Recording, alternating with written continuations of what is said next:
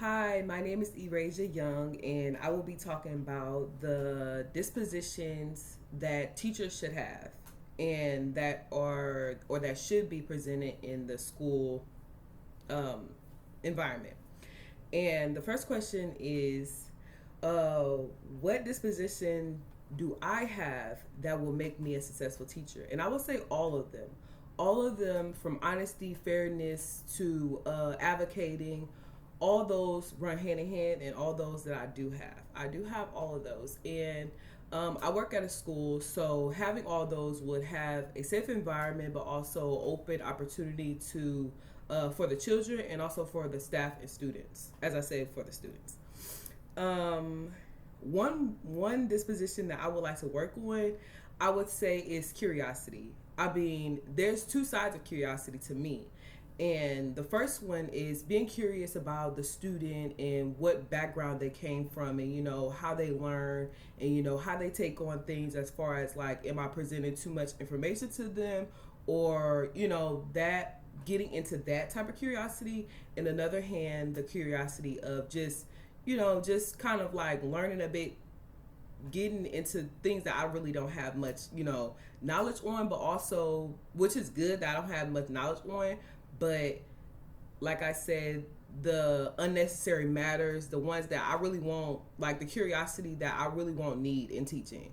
Like the Bible says in Ecclesiastes 3:23.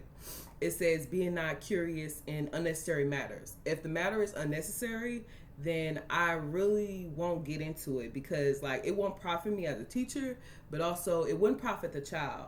So me getting into those type of matters, I really wouldn't do that.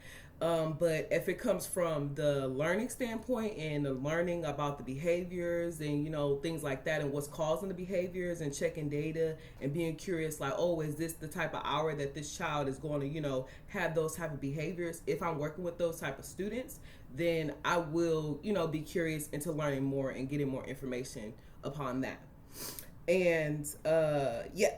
And the last question is, what qualities should a professional educator display? Of course, honesty. Like I said in the last, um, uh, I forgot what it's called. The last discussion. No one wants a liar teaching their children. That's first off. So honesty, we should always present honesty, always. And of course, in the other dispositions, we all lack in something, and not even lacking, but from our past, we all maybe have lied, but learning now as adults, we should all get from over that, because we're like teaching children, and we're going to be with them from an 8 hour to a 7 hour basis. So we should all conduct truthfulness and honesty, amongst, of course, fairness and everything else with that. But I would say honesty, respect, towards everybody, not just towards parents and students, but also towards yourself, and the people that you're going to be in the building with. Respect. I would say this is not disposition, but I would say meekness as well, because meekness run hand in hand with respect and fairness, and just having humility and not thinking that you're better than a child, but also better than your staff that you're working with, because I'm more than sure that we will more than likely work with pairs, because I'm a para. And I would, like for my teacher to treat me with, humility, respect, and fairness, also in the children, So I think that we should present all those dispositions in truth, and, aligning our ethnic codes with, meekness, humility, and care, because at the end of the day, we're here for those children. Also, they are our future. So them walking in our classroom, they should have honest and fairness and respect from the teachers first, of course. So yes, this is my disposition video, and I pray that you got some edification on some things, but also I pray that I didn't talk fast, because I talk fast. So yes, bye.